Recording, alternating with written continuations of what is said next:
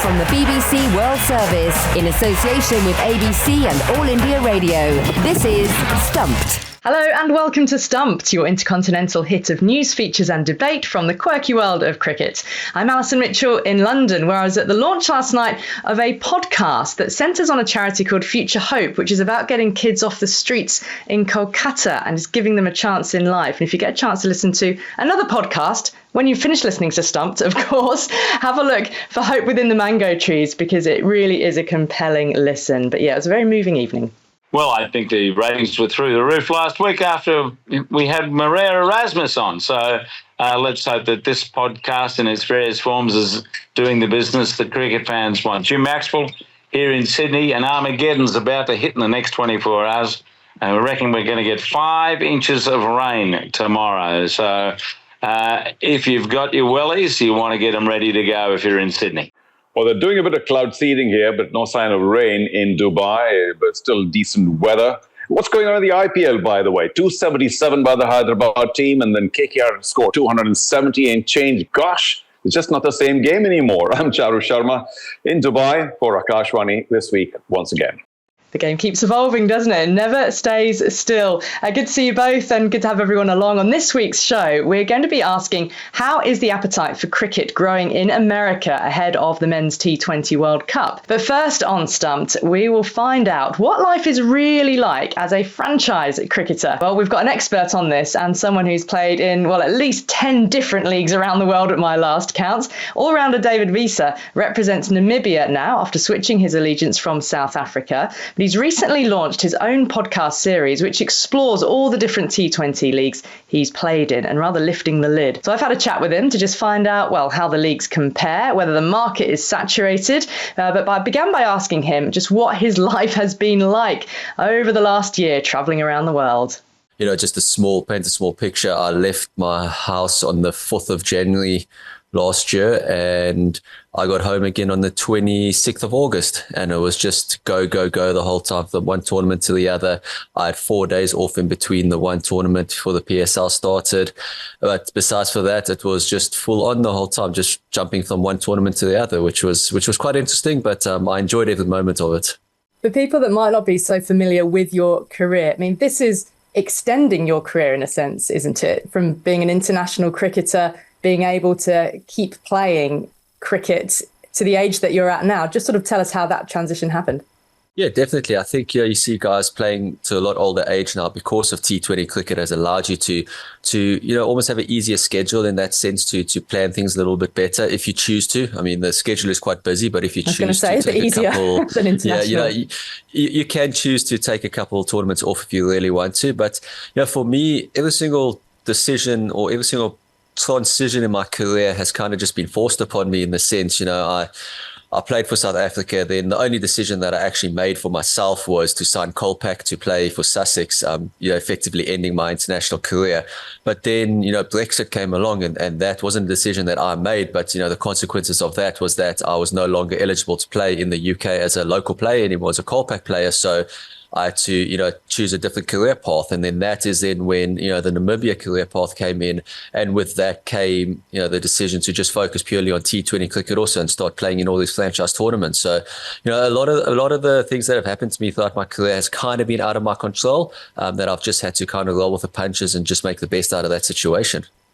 So how secure do you feel living this franchise lifestyle around the world, as opposed to either having an international contract or, as you said, a steady contract with one domestic team?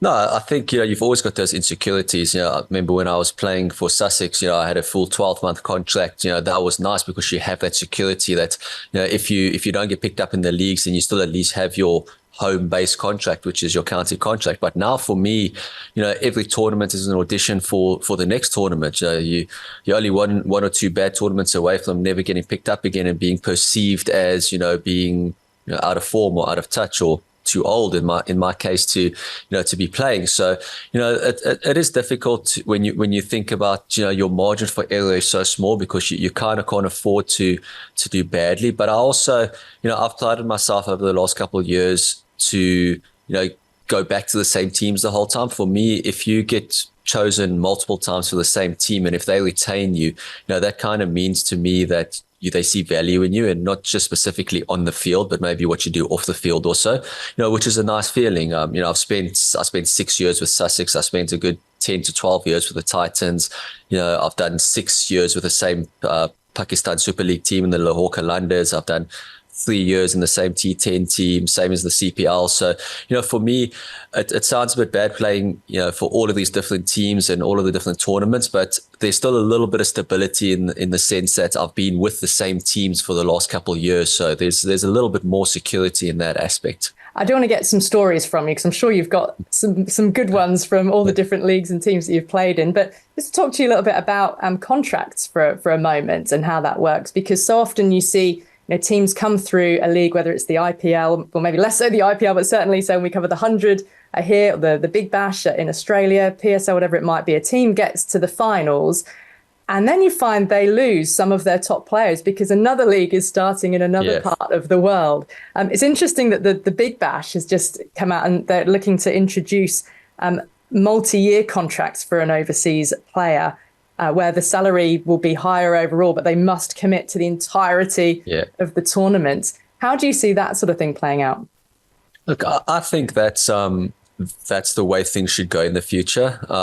Me personally, I'm not a fan of guys getting knocked out of one tournament and then jumping straight into an ongoing tournament and picking it up over there. We saw, earlier on this year in the SA20, it's almost like you get knocked out of the one tournament early. It's better for you because then you can go play in another tournament and financially you can pick up a bit more money out of that tournament. It's never going to be a perfect landscape, but I feel there's got to be a stage where there's a bit more incentive actually making playoffs and staying in a tournament than, because at this stage, you don't get paid anything extra on top of your contract if you make playoffs or final. Your contract just gets divided amongst the amount of games that you play, and it's pro rata per game. So if you play only 10 group stages, you get paid your amount. And if you play 12 games, you still get paid the same amount. So you're almost getting paid less per game if you make it into the playoffs. Are you okay with players who have to go away because they've got an international call up, which might mean they miss finals? Yeah, I've got no issue with that. I've always said that your international commitment takes precedence to any league out there. And that's the way I always see it, that international cricket should always be number one. And then, your franchise stuff is almost just a reward for what you've done in the international world. So there are, when we do sign these contracts, you have to give your availability. And if there's any international cricket, you just place on there, look, I'm not available for these dates. And then it's up to the franchise to decide if they're willing to have you for that specific time, or if they want somebody that's going to be, fully available. I've got no issue when somebody needs to leave for international duties, or if somebody is injured and they need to get a replacement. That's part of the game. That happens. It's just sometimes when it gets to the stage where you're almost taking advantage of a situation that one team gets knocked out early, so you can get the best players from that team just to boost up your squad, to make your team better. That is where the discrepancy comes in a little bit.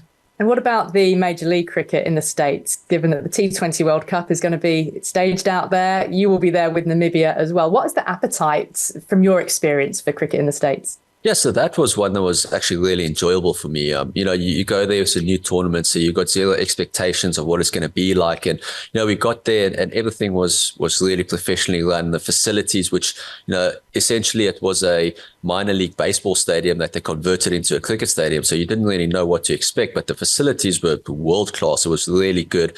Tournament was run well, and being in the US, cricket not being that recognizable. So you could actually go out and we had a good time off the field, also going to baseball games and rodeos and, just taking in all that America and Texas where we were had to offer. But the appetite for the game is there. I think it's the fastest growing sport in college in the US. While we were there, every single game was sold out. Now, barring it was only a 7,500 seater stadium that they had, but it was all sold out. The only thing where I feel like there's going to be a little bit more hard work done is trying to promote the game and get the game sold to the more local USA citizens, let's call them that. A lot of the people who came to watch the games were expats that were there. And if we look at the number of leagues that are going on in the world at the moment, as I mentioned, just the number that you have played in, is there a point where this is going to reach saturation? Are we almost there yet with the amount that it's overlapping? Or do you think T20 and franchise and continued expansion will be the future? Yeah, I think that is, I personally feel like it's getting a bit saturated now, and at some stage the bubble's going to burst, and it's it can't be that sustainable. And at the end of the day, only the top 4 or 5 tournaments are going to survive. But again, it's all dependent on the tournament, the team owners, and what they're looking for in the tournaments. I mean, if you, a team owner, say the Big Bash, the SA20, the ILT20, and the Bangladesh Premier League was all clashing at the same time. But if you're happy that there are enough world-class players and world-class overseas players that's making your tournament a success, then it's okay. If you feel that there's enough players there that even though you're not maybe getting the top 2% of the overseas players that are available, but you're getting the top 10% of the players just purely because there's so many quality players, then it's going to stay successful. But if it gets to the stage where tournaments are going to have to start getting watered down a little bit, and the quality, because ultimately it's a product that you're selling and you want the best quality product. And when the quality of the product maybe diminishes because of the availability of certain players, then you're going to start having to look at scheduling problems and how you're going to get around the schedule where you can have most of the best players in the world available for all the different tournaments. Well, we've heard then about playing cricket in the USA and the experience of Major League Cricket. David Wiese feeling that the appetite is there for cricket in the US.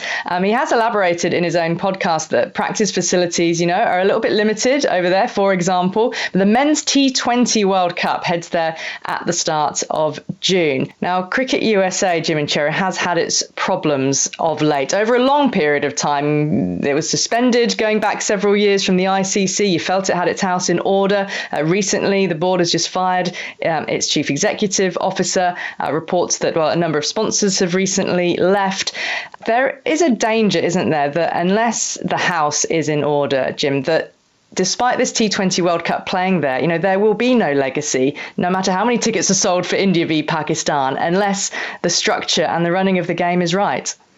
Well, I'm sure that's true, and it's probably something that's held the game back. But at least in this recent era, because of the Asian diaspora that we have growing so strongly in the United States, the cricket influence is more powerful than it was. And perhaps there'll be some knock-on effect from this to increase the profile of the game. And as you say, the T20 World Cup is going to add some impetus there, and perhaps the Olympic Games, or that's perhaps more a commercial thing, trying to get the Asian TV market on board so that the IOC can make some more money. But longer term, things are looking okay, but the organisation, the administration is a perennial issue. Cherry, what's your take? Alison, how much time do you have? On the custodianship of the game, there's still a lot of confusion in the US because there are different camps. And I kind of, know a bit of all of this because several people in the US have been in touch with me over time, the last maybe 2 or 3, 4 years particularly, because everybody wants to sort of be a part of what they consider is going to be a major growth of cricket in the US. But they're also very confused because there's very little support. There's very little money. There's no commercial support at all. None of the brands come in there. Even for junior cricket, you can't collect a few dollars to get a league going or a match going. So, there's a lot of conflicting situations in the US where the world, and I can understand why, because America is this, El Dorado, right? I mean, everybody thinks that it's just flush with money for everything. For cricket, for the moment, untrue, or so it seems, because where is it coming from? Some of the South Asian tycoons, and that gives you a very warped impression, doesn't it? A very skewed thing that some of them are bankrolling a bit of this. A major move was made by, I'm jumping a bit, was made by MLC, which is again very Indian oriented. There's an Indian publication group that's got the major ownership of MLC. They've got a few South Asian tycoons, should we say, in the US who are part of teams, including, of course, IPL owners as well. So it's like a little ivory tower going in there. They have their own thing and coming back. And Wiese also admitted that it's largely the South Asian or diasporic population that comes in to watch. So, it's a very isolated thing. There are some exciting things sort of going on around cricket in the US on a sort of popular media front. I don't know whether you've ever seen John Boy Media on social media, who takes sports, largely American sports, and presents it to the public in a very different way. But they have been taking cricket and doing cricket explainers for the American audience.